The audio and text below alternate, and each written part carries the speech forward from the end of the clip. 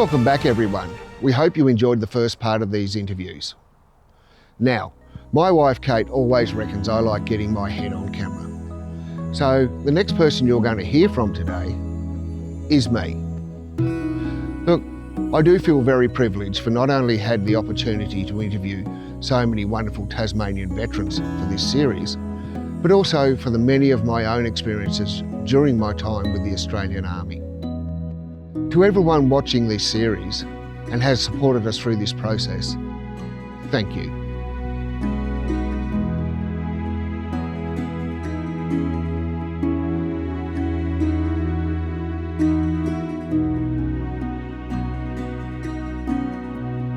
One of the most unusual things around the family military history wasn't widely spoken about. I did know that that my great-great-uncle crawled across to German lines at night on a raid and fell in the trench on top of the Germans and got whacked out over the head by a shovel. So I knew that story because my grandfather told me that and showed the letter from his great-uncle. Then there was an artillery barrage and he managed to escape. The other part though was that on the 8th of March 1944, my great-uncle, also on my mother's side, was out over the English Channel, flew out to Calais. He was attached to the Royal Air Force and he went out over Calais on a photographic run. And so instead of guns, they have cameras, they had super fast Spitfires, and they flew very high. And he would have been going out there to see if the German army was building up at Calais as part of the Allies' deception plan. And so as he came back, it was a really rough day and everyone said, oh, he was shot down. He wasn't. What he did was, his engine went into his Spitfire and he was obviously flying into the wind because you could glide across the English Channel. And he radioed that he was going to have to bail out. And apparently there was some form of triangulation where you hit button A, and then when you're ready to go, you hit button B, and it gives them, your side, a perception of where you are. Mm-hmm. He hit button A, and he went. He didn't hit button B. And so there's no triangulation of where he was, and they went out to look for him, but it was just wild, rough weather. And anyway, Alan passed away. And one day I was sitting there and I was looking at a book. I was 10 years old, and I remember this very clearly, and there was an aircraft crashing into the water, into the English Channel. And Mum came into the room, and I looked at her and I said, Mum, I wonder if that's Uncle Alan's aircraft. And I just remember she froze. And I don't know why I'd know that was about Alan. I didn't know anything about him. And she froze and she said, we don't talk about that, and walked out of the room. And it wasn't until 2014 when we went to the Australian War Memorial and Alan's daughter, my second cousin, came with us. And that was the first time she'd ever seen her father's name on the wall there. And she said, why is it so shiny compared to the rest of the names?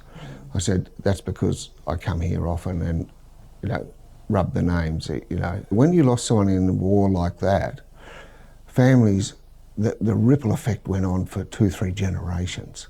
Women generally remarried pretty quickly, and then it became, there were stepfathers and all that sort of thing, and it just didn't work. There was a lot of problems, and of course that filtered down through the ages.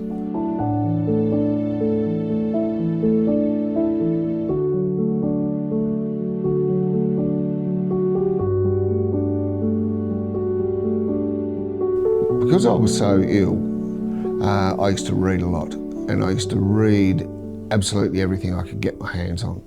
And so I was always reading about military history, and bear in mind was still in the Vietnam era then, and learning about different armies, learning about different equipment, all the way back to the Roman era. And I had a stack of magazines called knowledge magazines that my father collected, and when I'd get to the bottom of that pile, I'd start reading them again and again and again.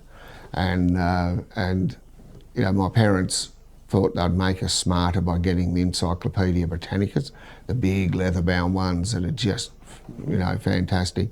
And, you know, they'd always think I was studying, and I was never studying. I was just reading encyclopedias just to learn things, and I'd learn that, then I'd go and get that one, and, you know, and there'd be books spread out everywhere, and they just thought I was studying.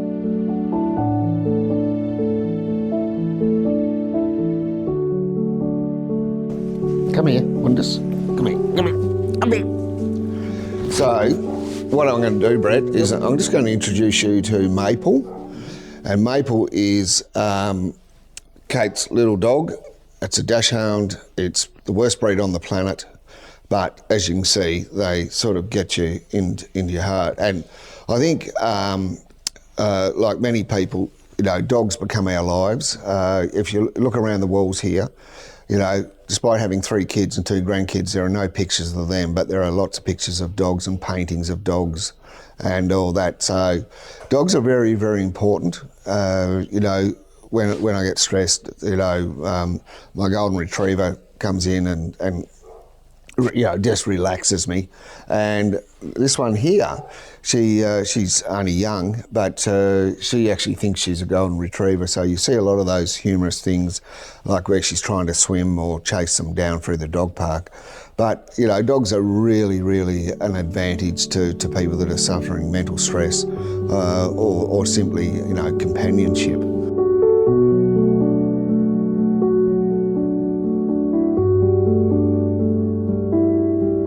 So, you know, all up, Brett, including the shorter tasks, I've had over 10 deployments. Iraq was the hardest because our country didn't know what the hell they were doing. Every time I heard the words niche capability, I just shuddered because it meant we couldn't do anything else. We couldn't even get ourselves out. One of the things I learnt, one day I was out at Al Udeid, which was the Air Force base in Qatar, and a big jet flew in, a big passenger jet, Leo, like we would say a 777 now. And it pulled up and the stairs went up, and General Tommy Franks, head of the US push, came down, and he got in a Black Hawk helicopter and flew away.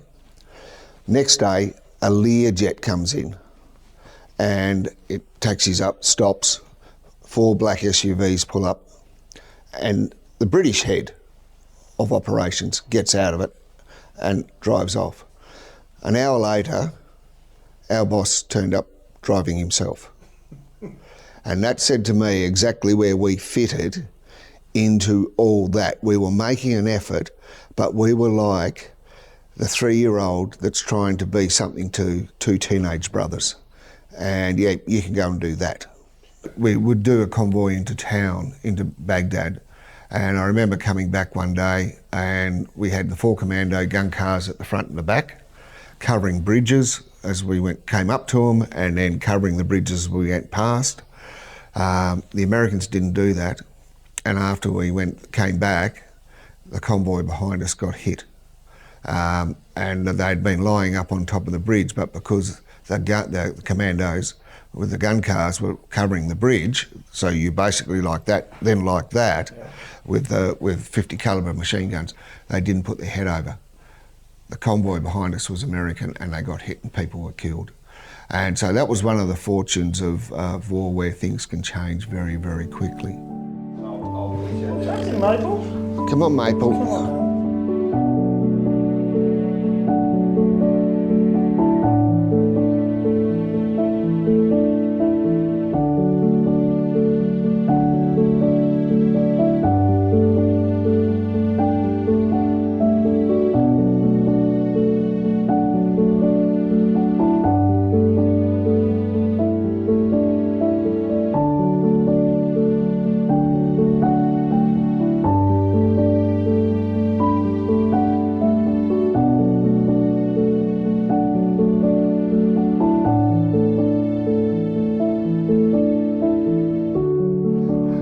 I just don't like dachshunds. Hey, look there. Oh, look there.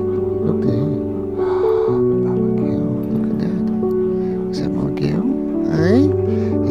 famous again on the telly. Go hello. Say hello. Yeah. Good girl.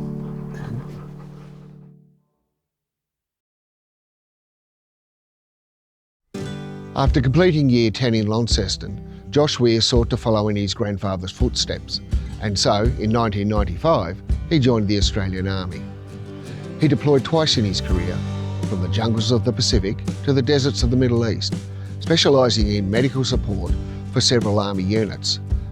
After his service, Josh started a family and now helps other veterans with their fitness, lifestyle improvements and, more importantly, their mental well-being.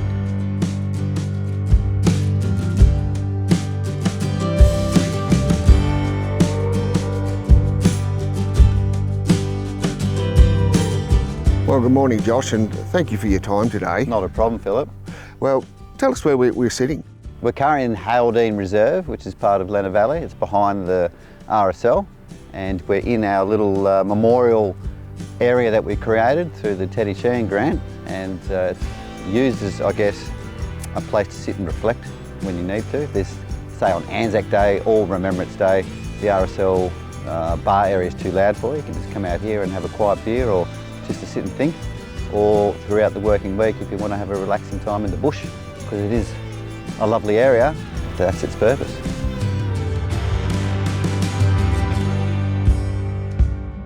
RSLs around the country, they're very important to many people. For me, it's coming here, I like to meet up with ex-veterans, chew the fat, have a good laugh. I've been on the committee here and there's always been something to do. Other times I just come here and it's just myself and reflect upon the fallen, and that's perfectly fine as well.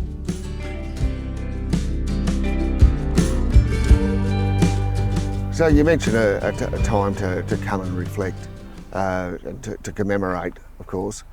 What does that mean personally to you? To have a reflection of, I guess for me personally, the friends I've lost in the Defence Force due to warfare or suicides and other things when they've got out, and just to think back of how lucky we are as a country to have had people, my predecessors, serve to give us the freedom to be here in this lovely bush area. It's good for the mental health just to sit, it's to gather your thoughts. Sometimes I like to go for a nice bush walk, but I can't because I have to get the kids from school or whatnot, so 10 minutes here is akin to that. You mentioned about mates you've lost. How often do you think of them? Every day. Any day more than others, or you just... I guess anniversaries of deaths, when those that are killed in action or those that have passed, but it's not in a sombre way, but more in a reflective, appreciative way, if that makes sense.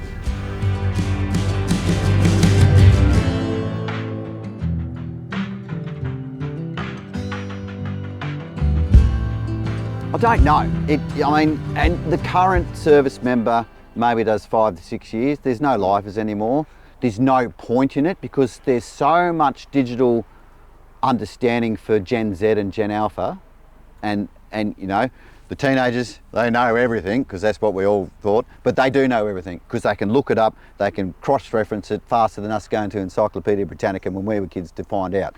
And nearly every smart child, teenager, young adult is not willing to put their life on the line for what was once the great Commonwealth of Australia and the Allied Forces for the profit of, what are they called, the Oglarks or whatever. It's no longer that culture.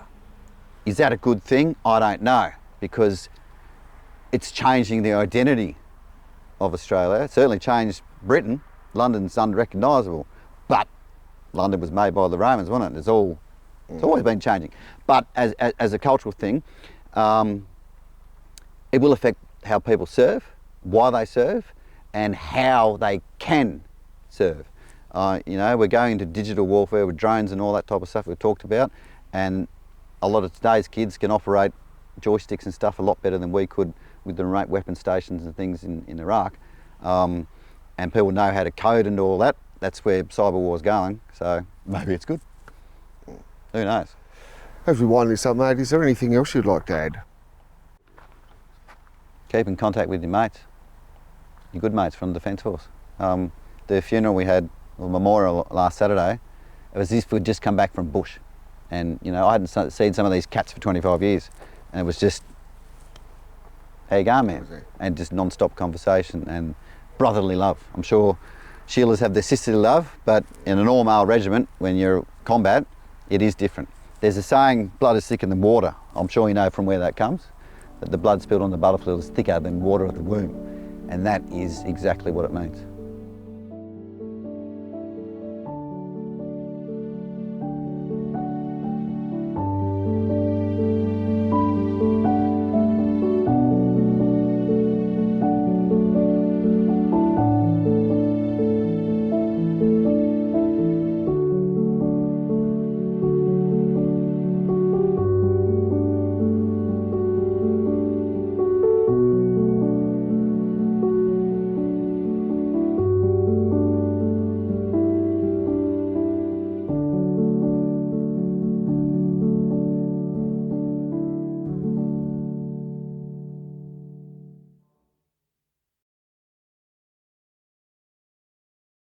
As a door gunner on helicopters operating within a joint US and Australian unit, Private Patrick Halley found Vietnam challenging.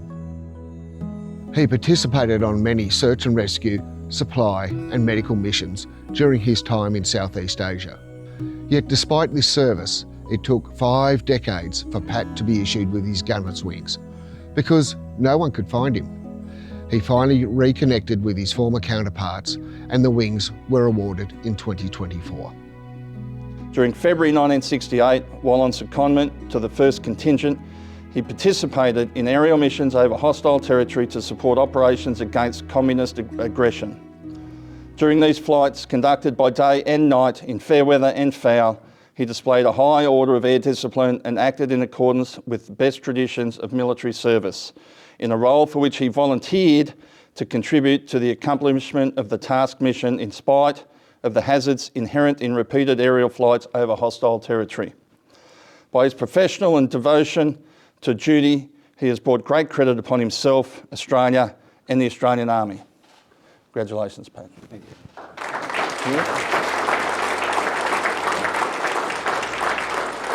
Alongside that, I'd like to award Pat his gunner's wings. Well done, mate. Thank you. Thank you very much.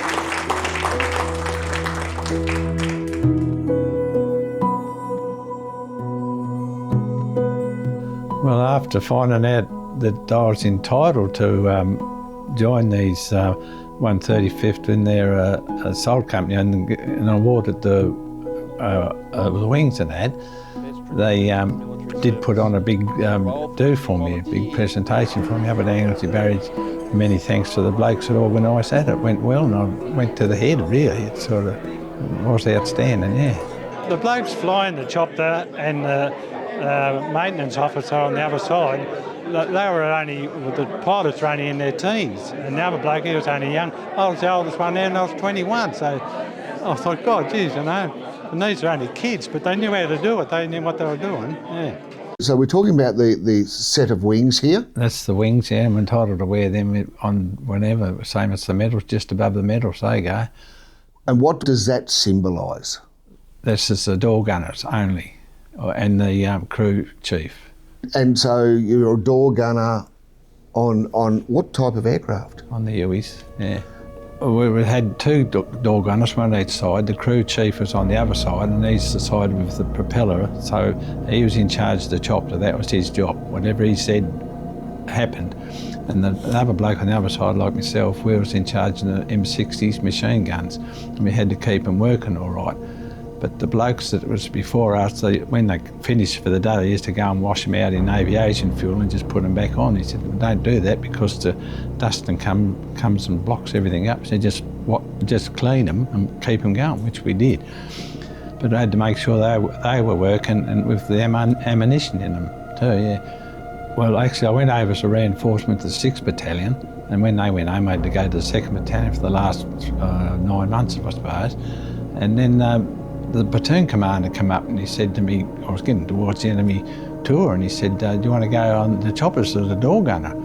And I said, oh yeah, that'd be a bit of fun, thinking, no, that'd be good just sitting there, flying around. But when I got there, it was an entirely different thing. You're going early hours in the morning and late at night. You get back to wherever you are, you might stop there and they say, oh, go and clean your guns and all that. Well, you've done that first. And then you said, oh, go and get yourself we go and have a cold shower and a feed, and where it might be some American barracks, you'd go and have a sleep. It's all right, so you do that. You just jump on the bunk and away you go. Next morning they'll be, come on, time to go. Probably 4 o'clock in the morning, you're off again. We slept in the Dorgunna Bay one night. Mainly it was resupplies, it was carrying troops around, it was taking hierarchy for different meetings, picking up wounded and killed in action fellas. Well, I never experienced any of that, but the other bloke I was with, he had to go, well, we took a lot of, I think the Americans out, and by the time the chopper got back, they had to go back and pick up killed in action blokes, yeah. I think we should have been trained a bit more as actually what to do in the choppers. They knew we could handle the guns, that wasn't a problem, but actually, you know, well, look here, watch out for trees and power lines and Viet Cong in the bush and these sort of things. None of that come into it. They said sometimes we'd go in for a land and they'd say, oh, we're going to let the troops off, so just brush the line, you know, fire at the line, because the Viet Cong are usually hiding in there, so that's where they had our, must be yippee shoot really. The more rounds you could get out of that gun while you was landing, the better the gun was, or better you were. And in the end we had it down to a fine art, we could just let them go, yeah. One of the things, Phil, was when I got back, we found that noise was a big issue. We could be walking around and have a car backfire or something go bang and we'd be flat on the ground. It took a while to get over that, yeah. And the other thing is, I did get depressed a lot. And I went down to see the counselling service, and I seen Joan, I can't think of her name. But anyway, she said, well, there's nothing going on yet. This is back in the early 70s, you see. And I thought, oh, well, I'll just take it on the shoulder and go from there, yeah.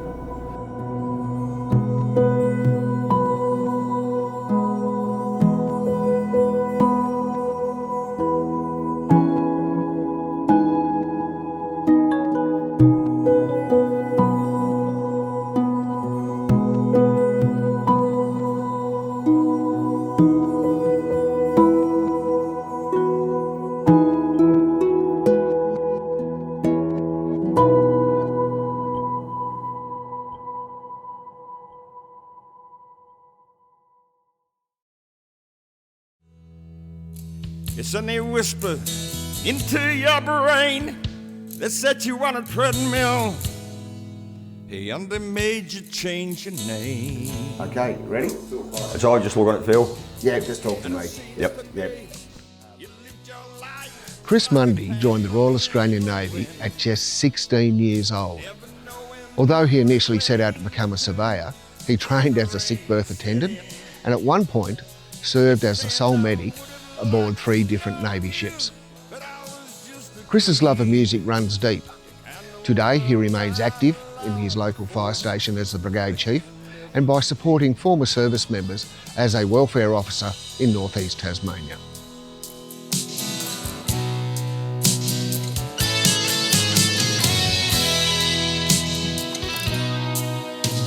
Loneliness was tough, the toughest role you ever played. Hollywood created a superstar. Hey, pain was the price that you paid. But my reason for joining the Navy was not so much in fact, it wasn't anything to do with granddad or dad. It was I wanted to get away from the home. I was living with my mother. We didn't get on. The 2 brothers, we still don't get on. And so at 16 years and 5 days old, I'm in the Navy. Like a candle in the wind, never knowing who to cling to when the rain set in. And I would have Did grade 6, and then the first year of senior school, Mum decided I should learn French, German and Latin all in the same year. And that was the end of my school days, basically. I went through to grade 9 in St Virgil's, and if I did pass, it would have been only just, but I had a word with the headmaster and I said, pass me and I'll join the Navy. I'm out of your hair. So they passed me. And I joined the Navy in October 66 as a JR. You could join back in those days at 15 and a half.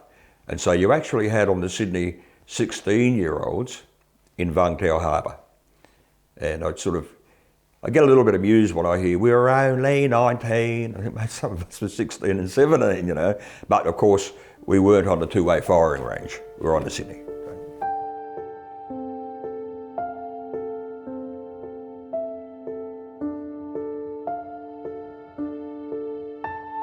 It never went down in my Navy history, you know, like, I don't think, Jim and I didn't talk about it, I don't think. He was just more interested in what was going on up here, you know. And what was going up here was basically came from the black dog, and it came from pain from the back injury. And that's how he tied all that together, you know, at poor TPI. I was stunned and amazed, and also, well, to this day I still feel a bit guilty about it, but all you can do is, we can't afford not to have it because I couldn't work, and, you know, put in as much as you can and you feel a bit better. You can look at yourself in the mirror, you know, where it might have been a bit harder if you don't put in. I'm gonna take my problem to the United Nations. Yeah, my doctor says, quote, love to help you, son, but you're too young to vote. One that I'm really proud of was King Island. I flew there twice to see an old lady who had been knocked back 3 times for war widow because her husband never got TPI or EDA or whatever. But I chased down his service, and he died of cancer that came from skin melanomas, and he'd spent 10 years in the desert without a cap and whatever, you know, so it wasn't hard to punch that through. And she was just so pleased, you know, she was just over the moon that somebody had actually recognised. I think she wasn't broke, I think just that somebody had recognised his service and, you know, what she went through after, sort of thing, you know.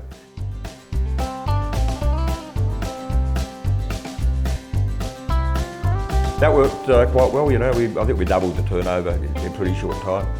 Janet's a wonderful cook, so we had lots of people coming over the weekend, and, you know, the sauces and the way that she did the steaks and stuff was what made us. Then we sort of had the claim of the best draft beer in the state and put that out there. That probably upset a few publicans as well, but that's your job. But the thing was that people ask about the beer drinking pig, and of course we started that with a fellow called Grog, and he had his wedding tackle still, did grog. And biggest pig I ever saw, and it was definitely, I think the beer and whatever, he turned out to be, he was a monster.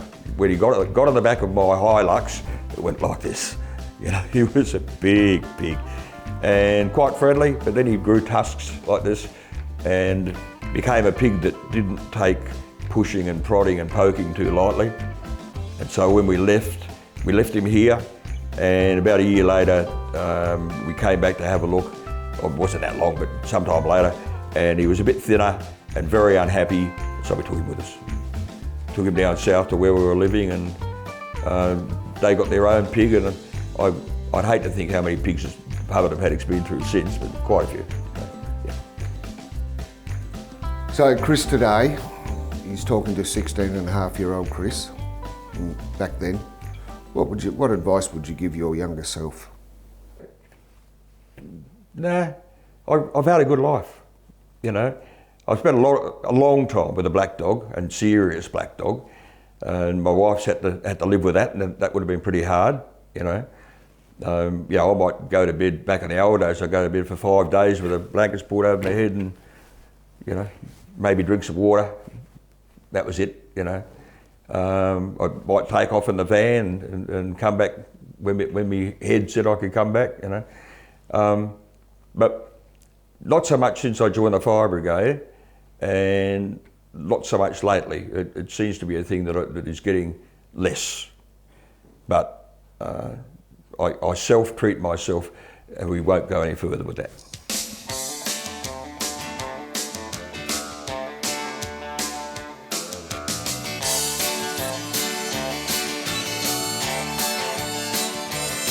Well, I'm gonna raise a fuss, gonna raise a holler.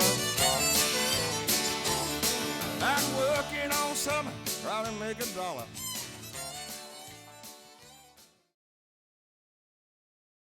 David Cantley entered the Australian Defence Force in 1988 and joined Ramey as a metalsmith. This is a trade very much like a boilermaker, but with the versatility to work on everything from trucks, boats to tanks. Later he transferred trades and became an aircraft structural fitter. David assumed in this role he'd never deploy overseas. How wrong he was. Here is Dave's incredible story.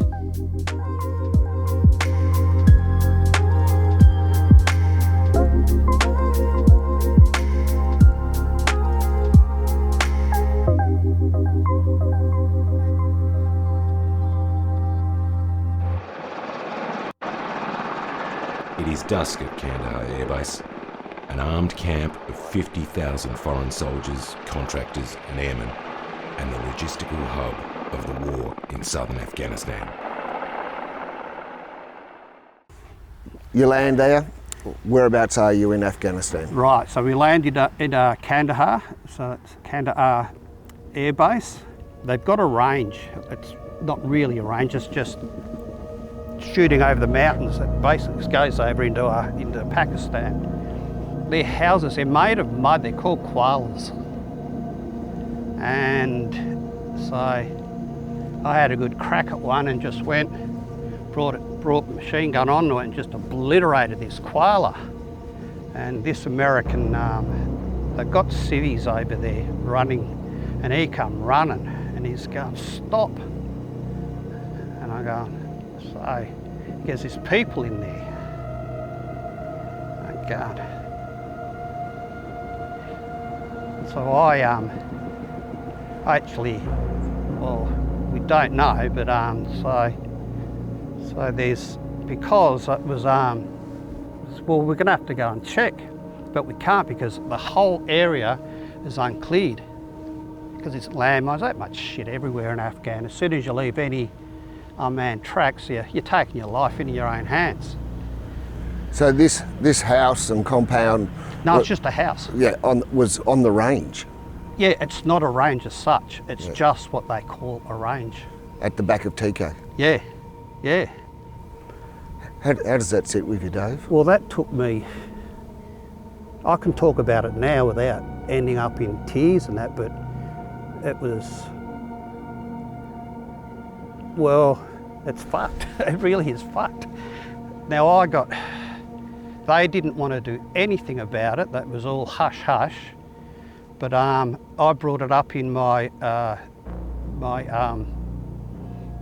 return my RTAPs, and it's been taken out of my RTAPs, and then I put it in my psych file, and it's just one big ass. Well, you know what it's like. That's just one big ass covering after another, and this is a thing that I put into the Royal Commission. Like I said, I'll talk about it now openly because I put this into my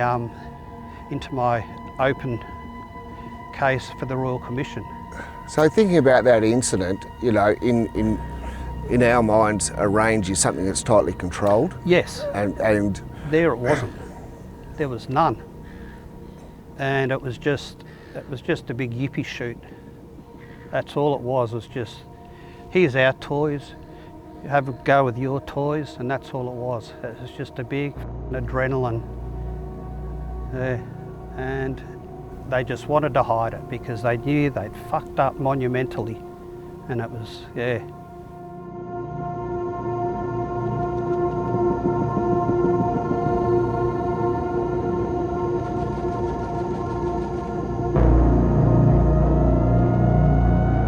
So yeah, we used to always talk to the Yanks and the Brits, and like we got along famously with the Brits. And in the end, we ended up on a bit of a swan trip to Bastion with the Brits, and that was only supposed to be a day. And yeah, the aircraft ended up going down. We had a bit of a problem with their with the hydraulics. We got attacked by Taliban on that trip. As if you just wouldn't fucking read about it. And Yeah, and 3 of them, they got shot, but with the Brits. So anyway, we didn't get any injuries, and the Brits, they actually they carry body bags, and they bring the bodies back. So we helped them put the bodies in the bags, and I don't know how, but they got the chopper going, and so we flew back to Bastion. We were only supposed to stay that night, and so but the British, their psychs, they were unbelievable, doing the psych debriefs and all that. Yeah, so we were there for about 3 days. So they got through their SIGs and all that. They told our headquarters what had happened and all that, and told them that we were staying and that we were getting debriefed and all that. And So the people that were KIA, yeah, were they crewmen on the British aircraft? no, they were all Taliban. How did you feel though, being caught up in, what was just a ride to Bastion? Yeah, well that was weird. I used to think I was always going to be an atheist. Oh, not an atheist, a pacifist. Yeah. But when when someone's firing at you, it's your life or theirs. Yeah. Yep. I never thought I could take a life, but it soon cuts in. Yeah.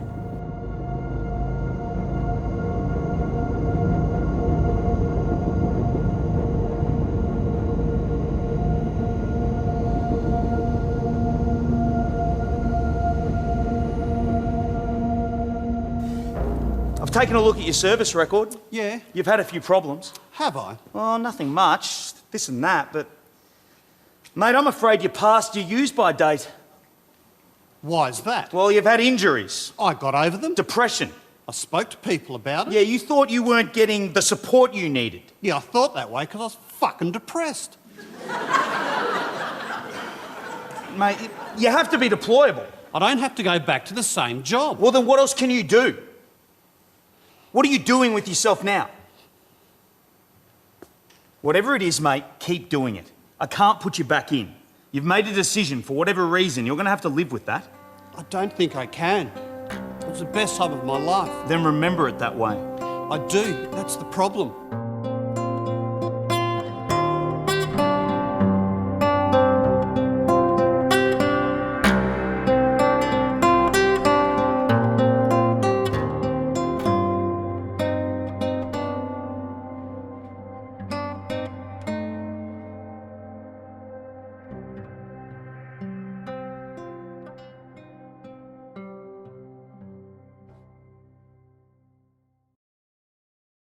Raylene Garwood has proudly served in both the Australian Army and the Royal Australian Air Force. Today, she dedicates much of her time in supporting fellow veterans through her volunteer work in the welfare space. Her deep passion lies with the Wailer, a rare military pedigree horse breed with bloodlines that stretch back before World War I.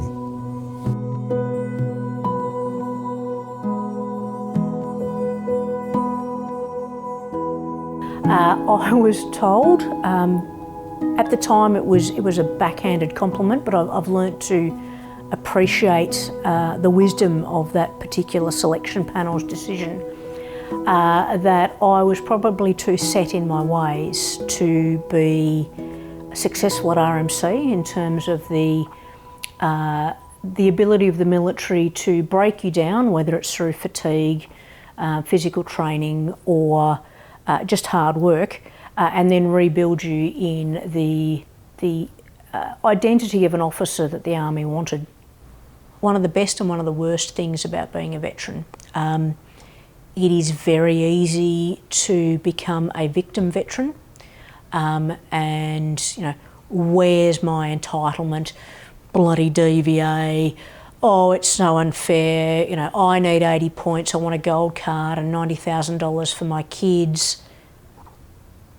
the legislation is better than any other country in the world. It doesn't mean that the legislation can't be better, but I think what most veterans fail to understand or haven't been taught or just told is that the military promises that DVA will look after you when you get out. The military is in no position to make that promise. To my mind, the biggest sin that has been committed, the biggest crime that has happened to veterans is the monetisation of the veteran rather than the recovery and reintegration of the veteran. You mentioned about some other work you're doing. Tell me about your work around the Veterans Retreat. Okay, so it's a 4-bedroom, nearly new house located at Interlaken, which is up on the Central Highlands. It's about halfway between anywhere and anywhere, halfway between Launceston and Hobart, but it is in a shack precinct. So there's no infrastructure up there at all in terms of streetlights, post offices, shops, and it is adjacent to the Vietnam Veterans Bush Retreat, which was built about 30 years ago, and it was built to be a space that the Bush Retreat and our retreat was built to be a place where you could get away from the world, get away from the white noise, that was comfortable and safe either for a group of veterans to get together and go fishing or to take your family and just chillax. I've been up there in the snow, I've been up there in the middle of summer, great fishing. Lake Sorrel's recently become carp free. They're starting to pull good brown trout out of there, but it's just a place where you can go for a bit of peace and quiet. That's the Veterans Retreat. What about your work with horses? Yes. The whole synchronicity of, I've always had horses, often horses that have a certain death wish which involves me, not them. But when I was in Tyndall of a weekend, I'd go mustering. One of the guys had a mustering contract, and the first I knew about it, he said, "Oh, here, you've got a saddle up here." I went, "Yeah." He goes, "You want to come horse riding?" I went, "Yes, thanks." And started mustering first on Mambaloo and then on VRD, which is Vic River Downs. And of course the Whaler horse is the breed that took the Australian light horse to Damascus and was the first successful conquering crusade since the Knights Templar to actually enter Damascus and Jerusalem, which is no small feat. And they are legendary in terms of their load carrying and their endurance, but I think what sets them apart is they are a breed like no other. They want to bond with you, and they have to be number one horse in the pecking order.